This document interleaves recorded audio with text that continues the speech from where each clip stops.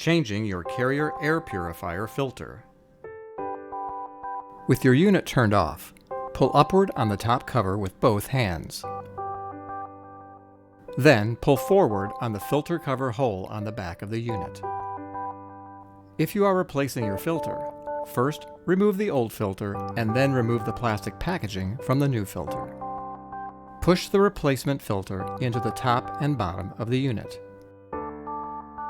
Replace the filter cover by inserting it into the groove at the bottom of the unit, and then sliding it forward until it clicks into the top groove. Slide the top cover back into place, making sure the carrier logo appears in the front.